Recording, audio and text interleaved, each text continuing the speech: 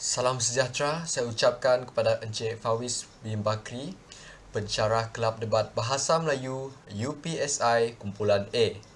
Pada hari ini, saya, Gonzales Anak Abing, akan melakukan suatu pembedahan buku yang bertajuk Duri.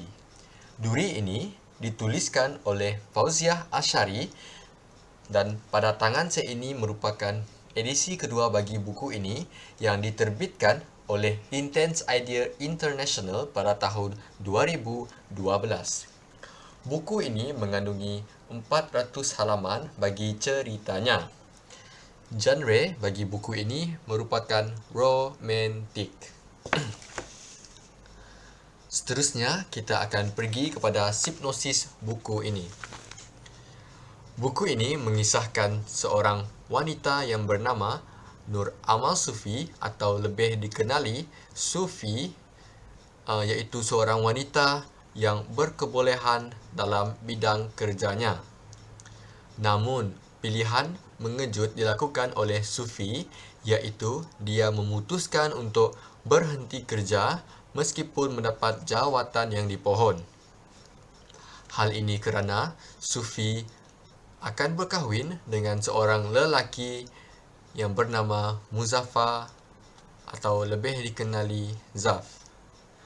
Perkahwinan mereka ini boleh kita kategorikan sebagai kahwin paksa kerana Sufi dipinta oleh ayahnya untuk menggantikan tempat adiknya Nuri yang melarikan diri walaupun majlis di antara Nuri dan Zaf ini sudah ditetapkan. Jadi untuk menjaga air muka keluarga Zaf dan persahabatan di antara ayah Sufi dan ayah Zaf, Sufi menerima pintaan ayahnya itu.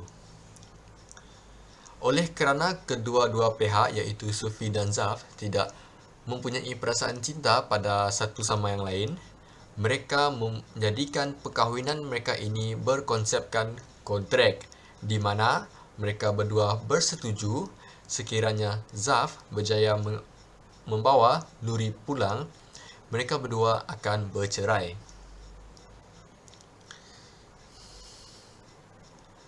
Tanpa pengetahuan orang lain, ada udang di sebalik batu atas persetujuan Sufi untuk mengahwini Zaf. Sufi sebenarnya mempunyai dendam ke atas ibu mertuanya iaitu Durah atas apa yang dilakukan oleh ibu mertuanya itu kepada dirinya.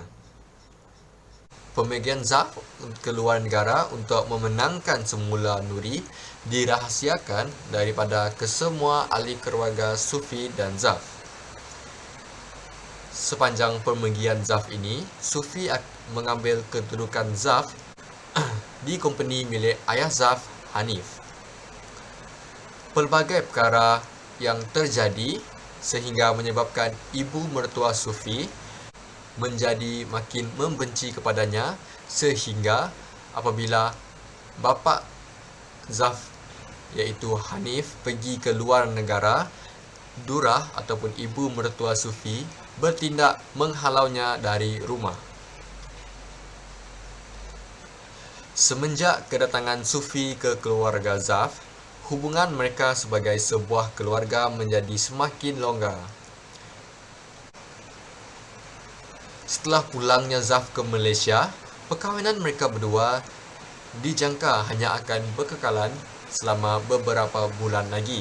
Namun, keputusan Nuri yang mengejutkan memaksa perkahwinan mereka bertahan sehingga bertahun lamanya.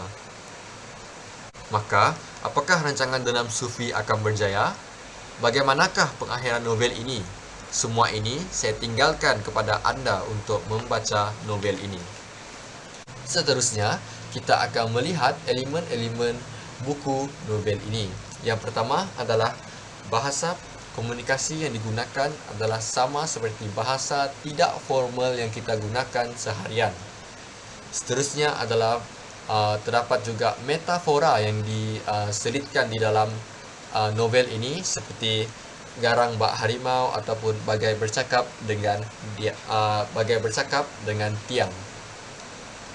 Seterusnya, di dalam buku ini juga terdapat elemen email, iaitu email Sufi ke Nuri, Nuri ke Zaf dan sebagainya. Seterusnya, terdapat elemen kejutan di mana contohnya seperti kepulangan Nuri secara tiba-tiba. Seterusnya, kita akan melihat pengajaran yang boleh kita pelajari di dalam novel ini. Yang pertama adalah keadilan di dalam memberikan kasih sayang kepada anak-anak. Di dalam novel ini, Muzaffar ataupun Zaf seperti dua orang adiknya yang lain dilayan secara tidak adil berbanding Hazim, iaitu anak kedua ataupun adik Zaf. Hazim ini mendapat perhatian yang lebih daripada kedua orang tuanya kerana sifat taatnya kepada mereka dan juga kepandaiannya. Hal ini menjadikan Hazim ini menjadi manja sehingga dia terlibat dalam penyalahgunaan dadah. Seterusnya adalah hubungan sama keluarga harus dititik beratkan. Perpecahan keluarga Zaf bukanlah 100% salah Sufi.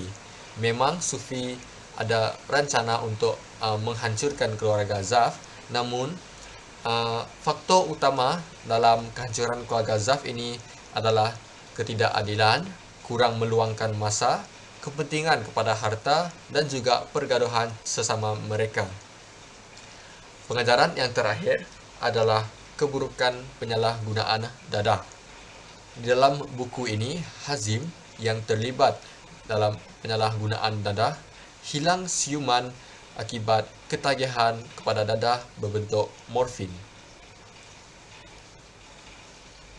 Bagi mengakhiri bedah buku saya pada hari ini, saya akan memberikan pandangan saya terhadap buku ini, iaitu buku ini adalah buku yang sangat unik di mana watak utamanya tidak klise seperti buku romantik yang lain, di mana Sufi merupakan seorang yang mempunyai dendam kepada ibu mertuanya, iaitu Dura.